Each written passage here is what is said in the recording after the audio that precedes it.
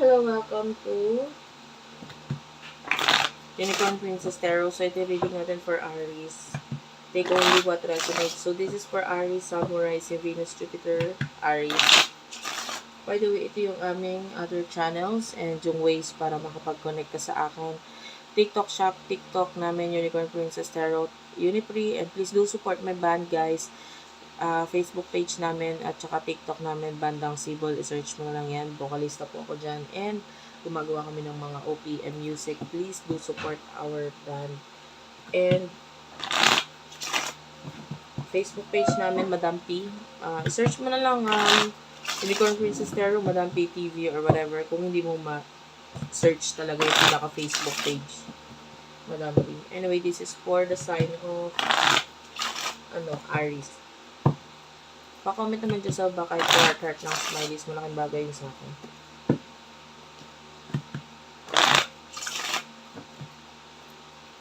For the sign of Aries.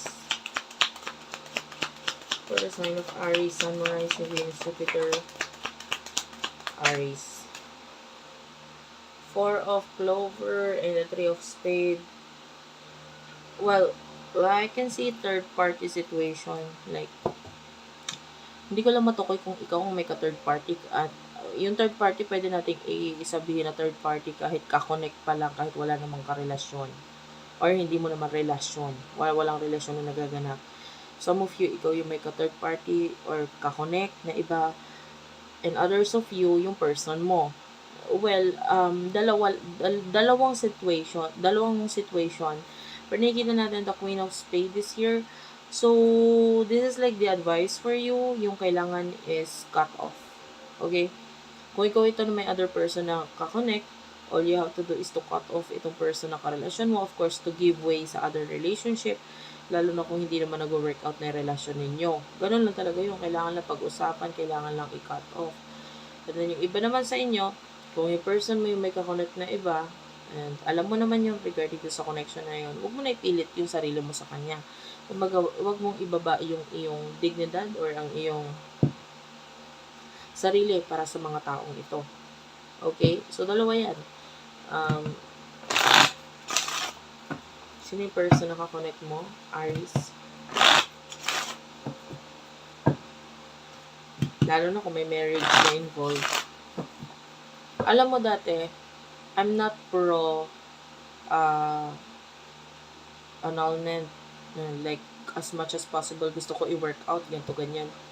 Pero nung binigyan na ako ng guide na ito na, nung ibinigay sa akin itong purpose ko, na to give advice, to give guidance, dun ko na nakikita, unti-unti, na parang, not all the time, yun yung makakatulong sa relationship, no? Kasi, pag ipinilit mo isang bagay na hindi talaga pwede, wala mga magiging ganun at ganun na sitwasyon, no? Sometimes, ang kailangan mong gawin is yung talagang mas makakabuti para sa'yo, mas makakabuti para sa lahat. Diba? And, napakaiksi ng buhay, guys. Kung tutuusin, maya-maya na lang gigising ka na lang, may mga uban ka na, ganito, ganyan, and then parang kailan lang, ganito, ganyan, ganito buhay mo, marirealize mo, ang bilis lang ng buhay. So, kung ano yung makakapagpasaya sa'yo sa inyong lahat, huwag nyo pahirapan ng sarili nyo, gawin nyo yun. Okay?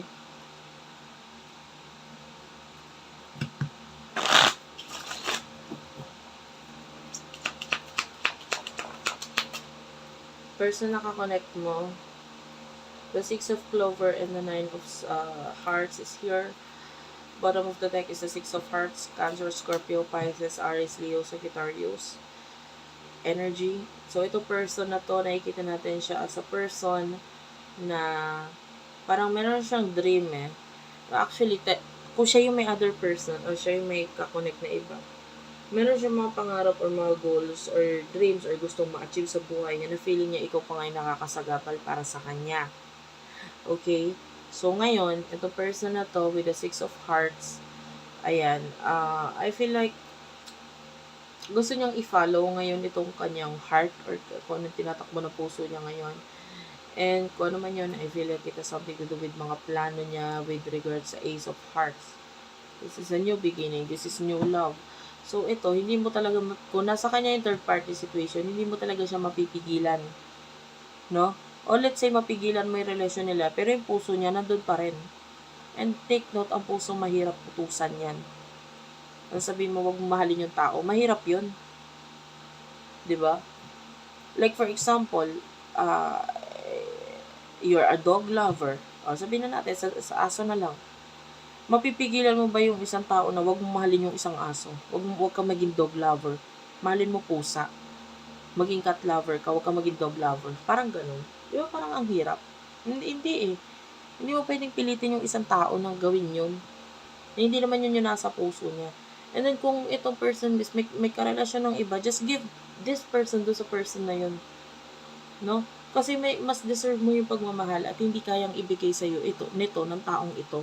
At meron namang ibang magbibigay sa iyo niyan, hindi lang naman siya ang tao sa mundo. Always think of that. Ganun lang yun. Ibigay mo na lang sa iba kasi meron pang higit na mas better para sa iyo. No? And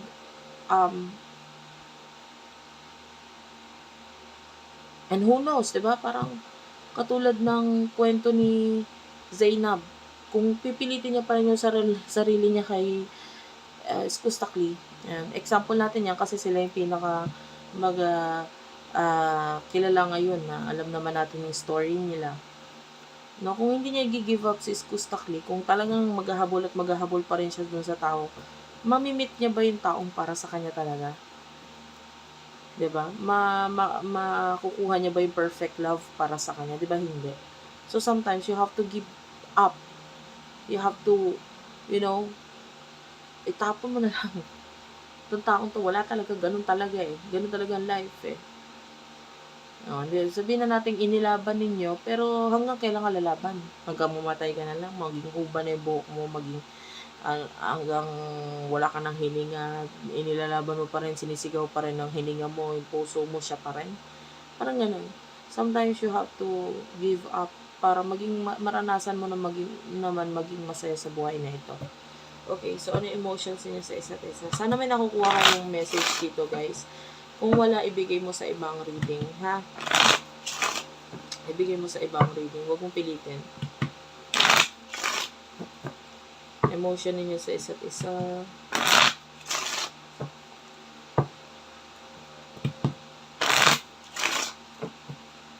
Wala, shuffle. Okay. 5 of Clover is here. 8 of Clover.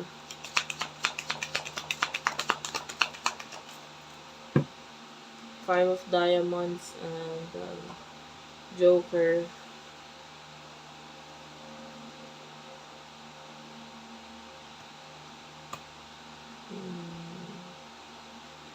Well, hindi para sa lahat to. Yung iba kasi sa inyo, hindi nyo naman mahal to yung tao.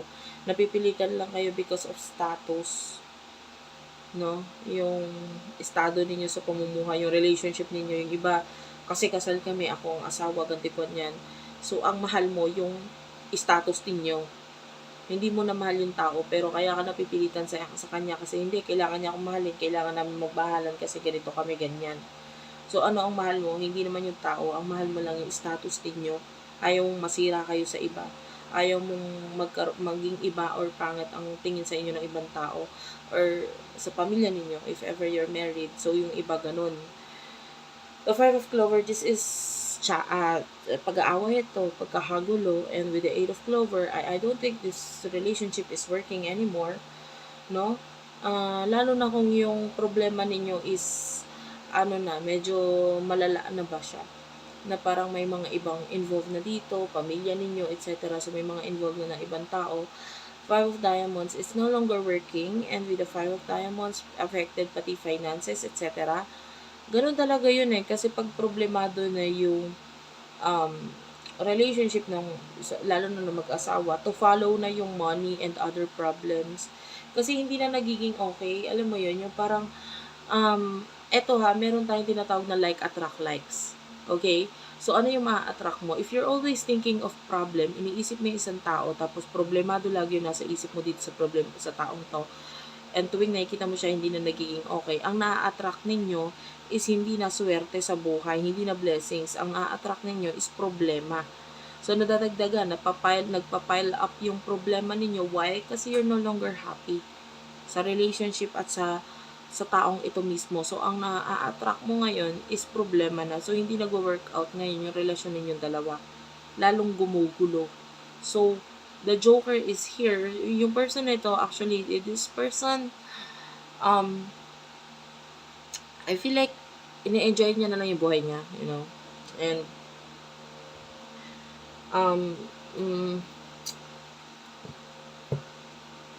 honestly, ayoko kasi masyadong harsh, no.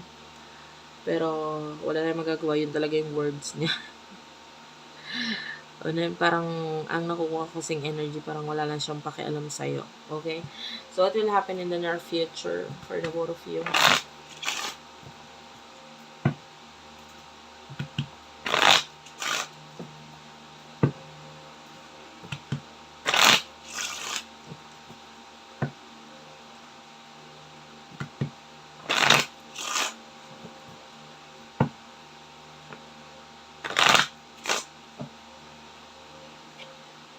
Three of Diamonds. Nine of Clover, King of Hearts. Two of Hearts. Jack of Hearts.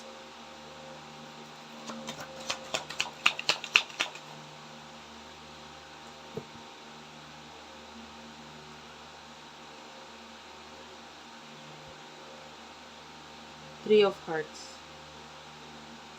Five of Spades is at the bottom of the deck.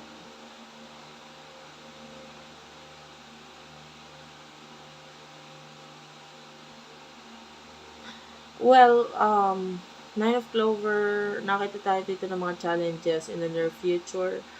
Pagdating sa relationship, Three of Diamonds, well, I can see growth naman sa'yo financially. Pero, may sagabal. May growth sa'yo, pero may nagpipigil para mangyari yung growth na yon. And nabanggit ko nga kanina yung like, attract likes. If you're not going to, stop yung connection mo dito sa person to, continuous yung problema, and hindi ko nakikita yung growth.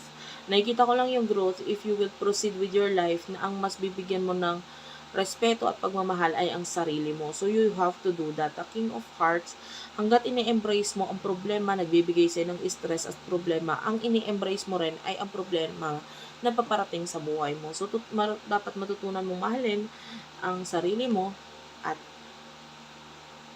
i-dispose or tanggalin itong nagbibigay ng problema para sa'yo. Okay? And after this, I can see a friend, Three of Hearts na with the Jack of Hearts. Maganda intention nitong friends na to. I can see love. And Two of Hearts, honestly, relationship is also to follow sa inyo. Pero Five of Spades, kailangan mo nang tanggalin yung, alam mo, maganda yung future if you are the one na i-accept or gagawin yung action para ma-achieve itong future na ito. Yung reading is, depende pa rin, of course, sa'yo. Of course, alam naman natin yan, the future can change and only you can change it. So, kung hindi okay ang sitwasyon mo ngayon, all you have to do is to change. Diba? Baguhin mo yung present moment mo para sa future maging maganda. Ganun lang yon. So, this is just like an advice na rin. Diba? Thank you for watching, guys. I love you all and bye-bye.